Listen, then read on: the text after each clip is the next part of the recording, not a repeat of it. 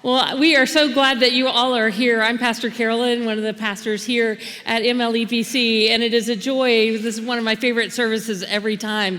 And as Melanie mentioned a little bit ago, we've been studying this month different Christmas carols and the scriptures behind them, the stories behind them, and helping them become more meaningful, not just something we hear while we're at the mall shopping, but something that is proclaiming the amazing truth of Jesus Christ, Emmanuel, God with us. Some of you may have heard some of the story of Silent Night. It's the song that we always sing as we light our candles, and we'll do that in just a few minutes. Silent Night, it was the year 1816 when a pastor named Joseph Moore decided that he would write a poem. I don't know a whole lot about the history until I read these things, and 1816 was not an easy year in Europe. You might remember, for some of you history nerds, that 1815 was when Napoleon was conquered at Waterloo. 1816 was when the Council of Vienna divided up all of Europe. A few powerful people in Vienna chopped everything up and redrew the entire map. And the entire map had a line going right through the middle of Obendorf, Austria. It went right down through the river that ran through town. And so the church where Silent Night was first sung was on one side of the river. Other friends were on the other, and in two different countries now. 1816 was also a weird year because it was a year that a huge volcano had blown up in Indonesia, and that year 1816 was known as the year without summer. So it never got warm enough to grow crops, and there was a massive famine. Prices were going through the ceiling, and it was a very miserable year. A lot of heartache and illness and all of these things all happening at the same time. And in the middle of this, Joseph Moore decided to write a poem. He decided to hold on to what was true when everything around him seemed to be unsettled and untrue. I think a lot of us feel that right now, even in our wars and rumors of wars around us. Everything feels unsettled right now. And Joseph Moore said, "What do I know is true?" When he felt like nothing was at peace, nothing was stable, nothing was the way it always used to be. And yet he said, Jesus Christ is who I know is true.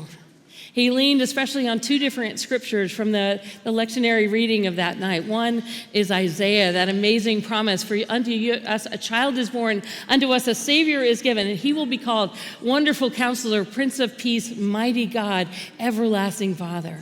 Prince of Peace. There had been so many different kings and warriors and all of this taking over Europe, and yet he said, Prince of Peace, that is what we need more than anything. This promise of peace. Let me read for you a little bit of the Isaiah passage. For the yoke of their burden and the bar across their shoulders, the rod of their oppressor, you have broken. And this promise that God will undo all of the injustice and will instead become the peace. He said, there shall be endless peace for the throne of David and his kingdom. So as Moore wrote those lines, all is calm, all is bright. It was in a very dark year. Can you imagine if the sun was dim for an entire year? You can tell the difference in some of the artwork of that year. The years before, the sky was blue. That year, the art showed red sky in almost all the paintings. Everything was dim, and yet he's proclaiming that in the truth of Christmas Eve, all is calm, there is peace, and all is bright. The sun shining finally again. One of my favorite lines from Silent Night is in the third verse. It says, with the dawn of redeeming grace. With the dawn of redeeming grace, he's proclaiming this awakening that we have to Jesus Christ, who is God with us, Emmanuel. Sometimes my biggest ideas come when I'm driving to church, and that happened today. I'm like, okay, it's the dawn of grace, but grace had existed before that, so how is it exactly the dawn? But it is. So here's what God showed me. When the dawn comes, when the sun rises, that's not the first time the sun has ever existed, right? That sun has been there day after day after day, but it's the first time we see it. It's the first time we see that it's real and true and are warmed by its rays. So God showed me that God's grace had been there all along. When he created us, when he breathed his life into us, when he poured his Spirit out on us, when he created us. But through Jesus Christ, it's the dawn of redeeming grace. It is suddenly when we see Jesus Christ, Emmanuel, come in human form, in human flesh, this fully God and fully man who is able to bring grace to all of us. The song that Maria did a few minutes ago, I don't know if you caught all the words, but "Oh come, all you unfaithful."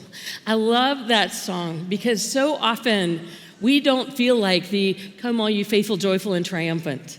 Sometimes we feel like, I'm a wreck, I'm a mess. I loved what Brett said a few minutes ago. If you only knew everything that's going on in me, you wouldn't want me here. But God is saying, come all of you, whether you're bitter and broken, come all of you who are weary of praying, all of you, whatever is going on with you, come. You are welcome here. Christ has come. Christ is born for you. That is the incredible dawn of grace that we talk about, that God has revealed this grace not because you've earned it, not because you've made yourself good enough, not because you've done the whole checklist or lived a perfect life. Jesus is the only one who ever lived a perfect life. And he is the one who was willing to come and lay his life down for us and die and be raised again from the dead so that all of the gunk, all of the sin, all of the weight of the world on our shoulders can be washed away. And Jesus Christ will reign forever as the Prince of Peace. What is true in your life right now? It seems like true is all is noisy, all is busy, all is a huge list that I have to do. I'm sure all of you, especially you moms in this room, you're a little tired right now. Christmas is not exactly a calm and peaceful season. But Jesus Christ is the one who brings light, he brings life, and he brings hope. And when everything feels unsettled around us, we can come back, as Joseph Moore said, all is calm because of Jesus. All is bright. When they had to set this poem that he wrote in 1816, in 1818 they had to set it to music because the organ in the church had died.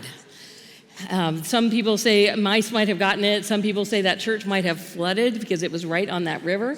That was the border. And it was the organ repairman who came after they had sung it that night and Christmas Eve 1818. The organ repairman came and said, "This is a really great song."